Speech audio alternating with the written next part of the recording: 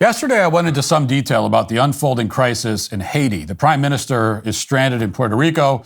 The streets are now ruled by a warlord named Barbecue. Police officers are nowhere to be found, even at the country's national prison complex, where the doors are currently wide open.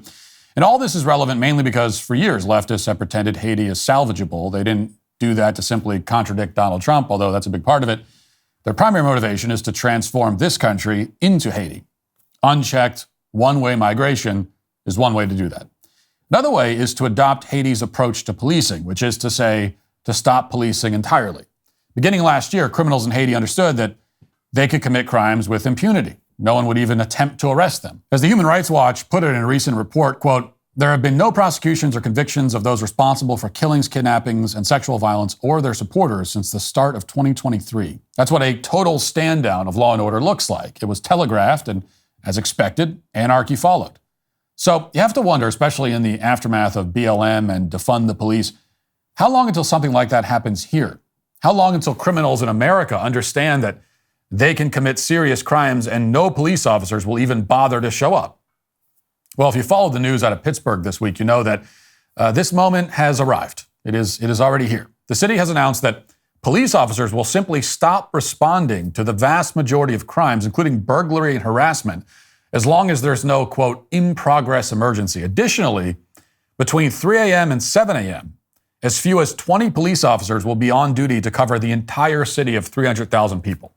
This is as close to a real-life implementation of the Purge as we have yet seen. Watch. Rick, what was the big takeaway today? Yeah, Susan, residents of the city will see a major change in the way police respond. They will no longer respond to calls that aren't considered in progress emergency. That means calls like criminal mischief, theft, harassment, and most burglary alarms will all be handled by an enhanced telephone reporting unit. That means residents will file a police report over the phone. Officers will not respond unless it's an emergency.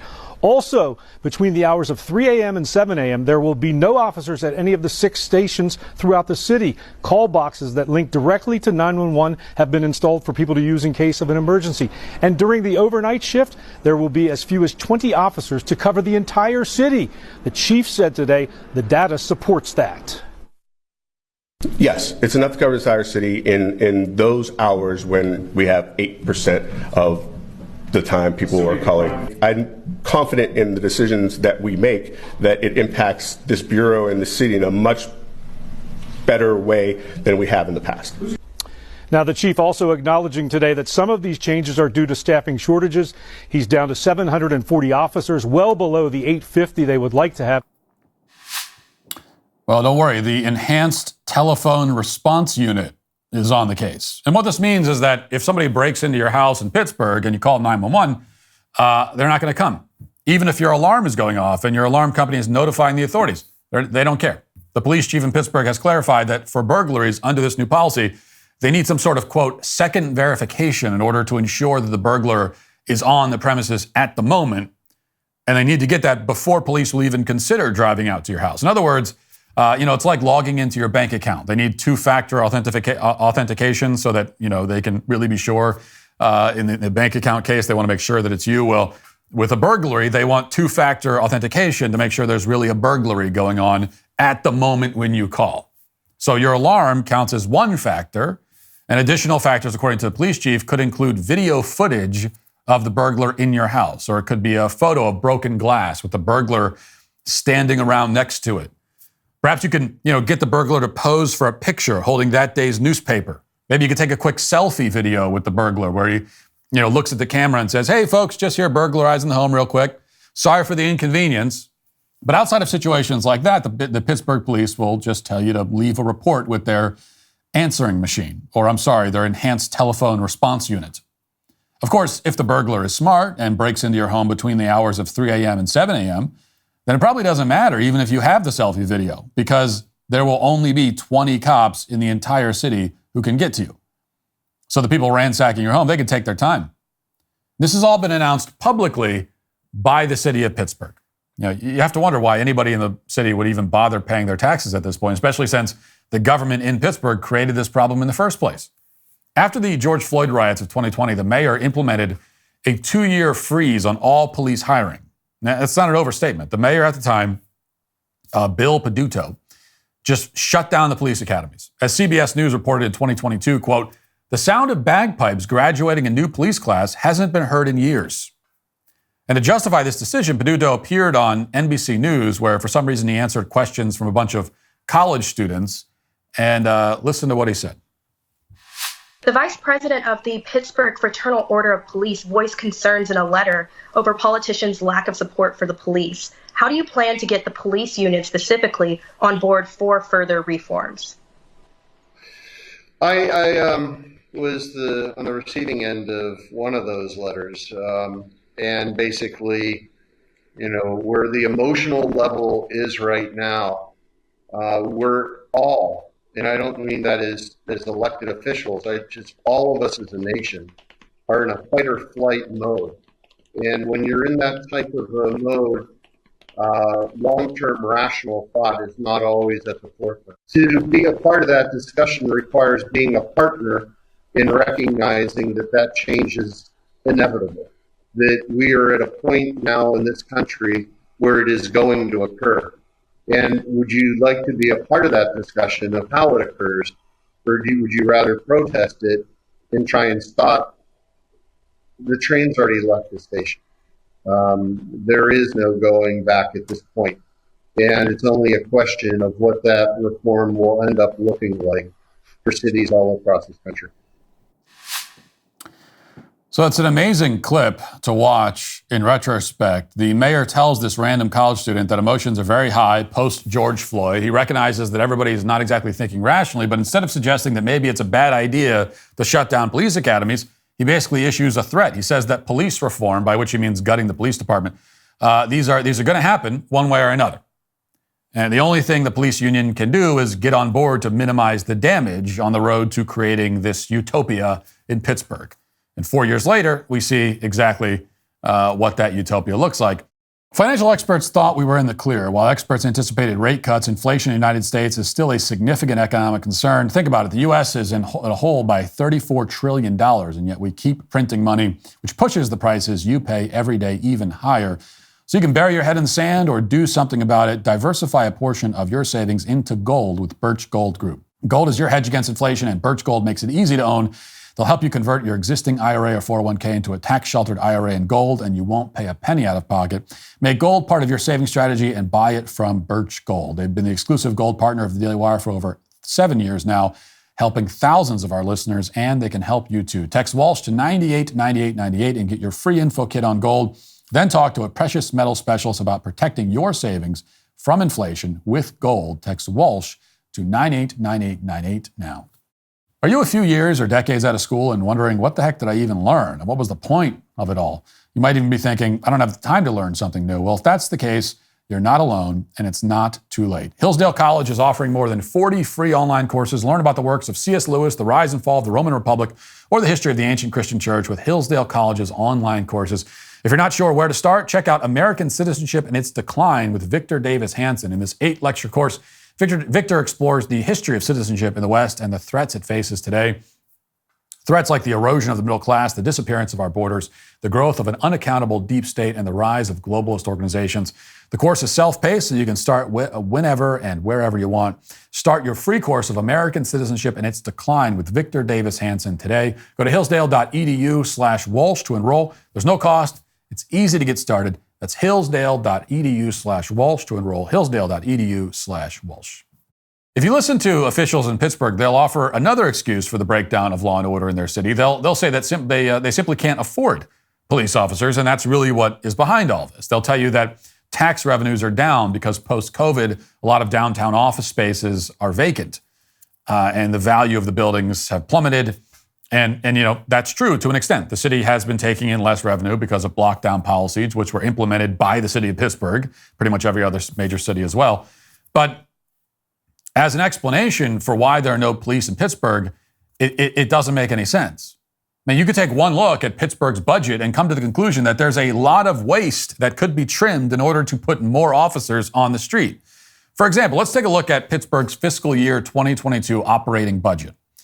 And I'm no financial expert, but I can take a look at this. It doesn't take me long to pinpoint areas that could be cut so you could have more cops.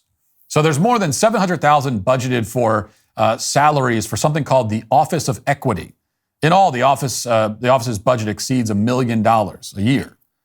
Among other things, that taxpayer money is used to pay an executive director for the Gender Equity Commission, who makes $76,000 a year. It includes a chief equity officer making $120,000 a year. It also includes unspecified money for immigration engagement, so that when people arrive in Pittsburgh from, say, Haiti, they know where to file for welfare benefits. And by the way, it's not just the Office of Equity at Pittsburgh that employs equity officers. The Office of the City Clerk also has an equity, diversity, and inclusion policy analyst who makes something like $62,000 a year. There's also millions of dollars for the Office of City Planning, including hundreds of thousands of dollars devoted to saving the climate. And that includes tens of thousands of dollars for so-called climate resilience analysts, like this woman. Watch.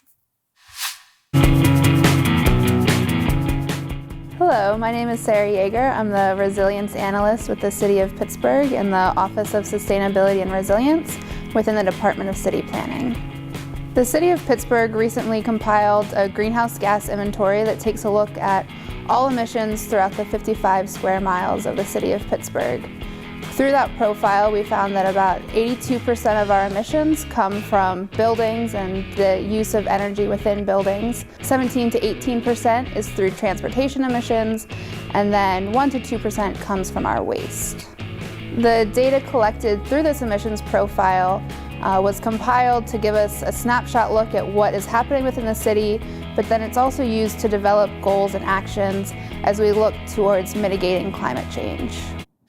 Now, that video is from a few years ago, and not to spoil anything at all, but the City of Pittsburgh's Climate Action Plan has not done anything to address alleged climate change in any way. In fact, the climate is still changing. Climates change all the time. And there's not a single thing that Pittsburgh could do about it. And we know that because even if you removed the entire city of Pittsburgh from the planet, which, as a Baltimore Ravens fan, I wouldn't object to, nothing about the climate would change. Even using the most unhinged eco-nutcase model you can find, there is no conceivable way that the city of Pittsburgh can address climate change. The city of Pittsburgh cannot do anything to change the weather.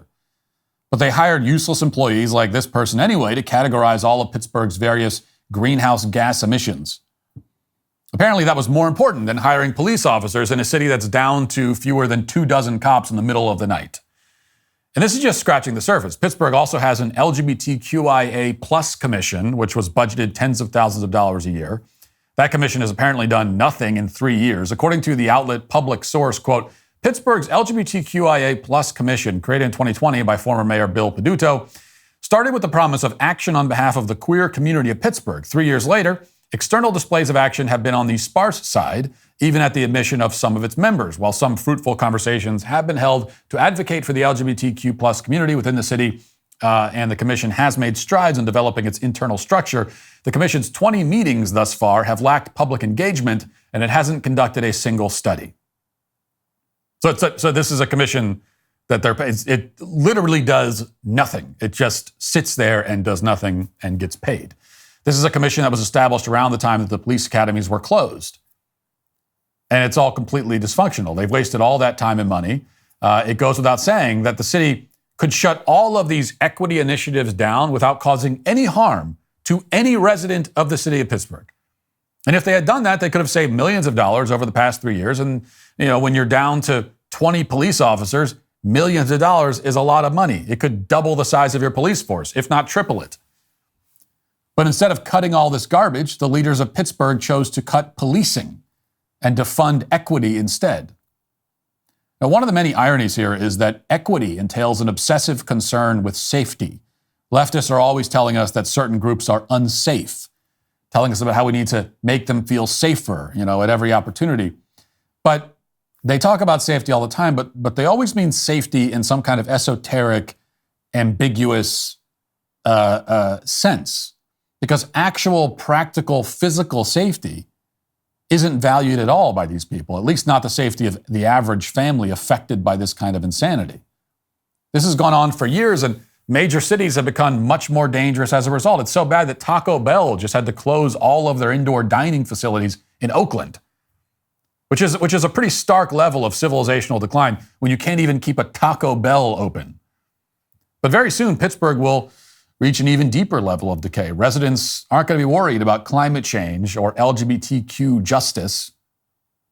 Instead, they'll be worried about their safety in the literal sense. That's because 3 years after the Pittsburgh's mayor promised reforms, change has finally arrived. And especially between the hours of 3 a.m. and 7 a.m., everybody living in Pittsburgh will know exactly what that change looks like. If you'd like to see what else I have to say, you can access my full show by going to dailywire.com or by going to the Matt Walsh Show Twitter page. Hope to see you there. Godspeed.